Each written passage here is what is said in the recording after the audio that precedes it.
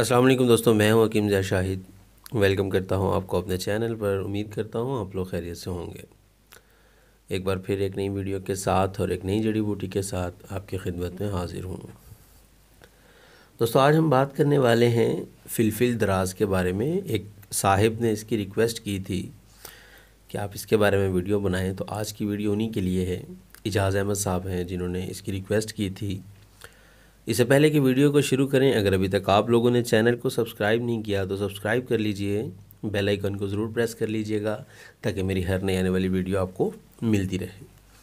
अब सबसे पहले अगर बात करें इसके नाम की, तो अरबी में दार फ़िलफ़िल कहते हैं, फ़ारसी में फ़िलफ़िल दराज़ कहते हैं, हिंदी में पीपल कहते हैं, सिंधी ज़ुबान में इसको पेरी कहते हैं, बंगला में पिपली कहते हैं और पंजाबी ज़ुबान में इसको मगा कहते हैं, अंग्रेज़ी में लॉन्ग पेपर कहते हैं।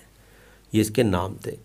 अब ये होता क्या है, ये एक बेलदार बूटी होती है, उसका फल होता है ये, जो कि तकरीबन शहतूत के साथ मिलता जुलता होता है। मैं आपको करीब से दिखा देता हूँ।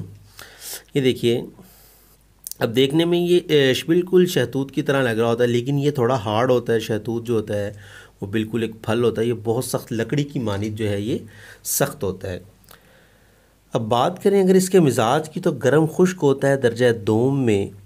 फ़वाइद की बात कर लेते हैं तो ज़ोफ़े मैदा के लिए इसका इस्तेमाल किया जाता है। अगर मैदा कमज़ोर हो जाए या फिर जो मैदे में दर्द वगैरह हो जाता है, उसके लिए भी इसको इस्तेमाल किया जाता है।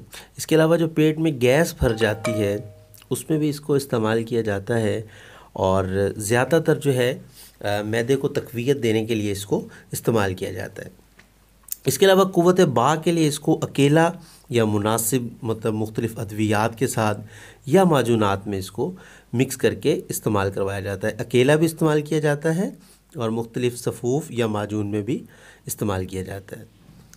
अब इसके अलावा अगर बात कर लें, खांसी में भी इसका इस्तेमाल किया जाता है और दमा में भी।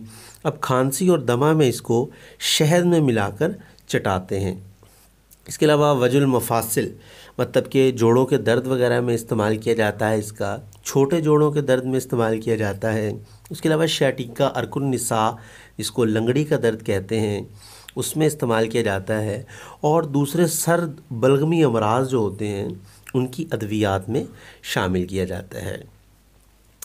इसके अलावा जो शब कोरी होती है, रात को नज़र ना आना, कम नज़र आना, उसके लिए इसको बड़ा कदीम तरीका है कि बकरी की कलेजी के अंदर इसके चंद पीस जो हैं लगा दिए जाते हैं कलेजी के अंदर, मतलब चुभो दिए जाते हैं और उसको आग पर सेंकते हैं और जो उससे पानी जो टपकता है उस वो जो मतलब जो उसका खून निकलेगा या पानी निकलेगा, उसे आँखों में लगाया जाता है शबकोरी ख़त्म करने के लिए। इसके अलावा जो नाखूना वगैरह और जो फूला वगैरह निकल आता है, दाना वगैरह जो आँख में बन जाता है, उसमें भी इसको इस्तेमाल किया जाता है।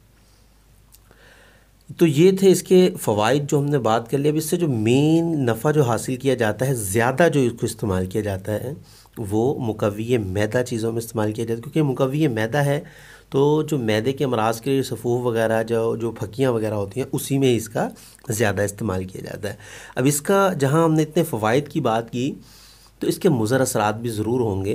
तो इसका मुज़र सिर्फ ये है कि ये दर्द सर्द पैदा करता है, सर में दर्द पैदा करता है। अब इसका मुसले क्या होगा कि कैसे इसको हम सही कर सकते हैं, तो कीकर का गोंद अगर इसके साथ इस्तेमाल किया जाए तो इसका मुसले होगा, या संदल या फिर गुलाब की पत्तियाँ, ये तीनों चीज़ें इसका मुसले होंगी।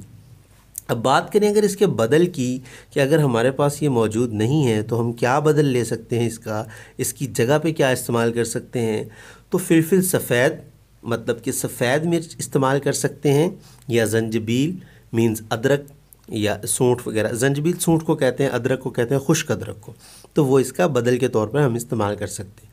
अब अगर बात करें इसकी मिक़दार ख़ुराक की, तो 1 ग्राम से 2 ग्राम तक इसकी मिक़दार ख़ुराक है। तो उम्मीद करता हूँ आज की वीडियो आपको पसंद आई होगी। वीडियो अगर पसंद आए तो लाइक कीजिएगा, शेयर कर दीजिएगा, ताकि आपके साथ साथ दूसरों का भी फ़ायदा हो जाए। तो आज के लिए इतना ही था, मिलते हैं किसी अगली वीडियो में। हकीम ज़ा शाहिद को इजाज़त दे दीजिए। अल्लाह हाफ़िज़।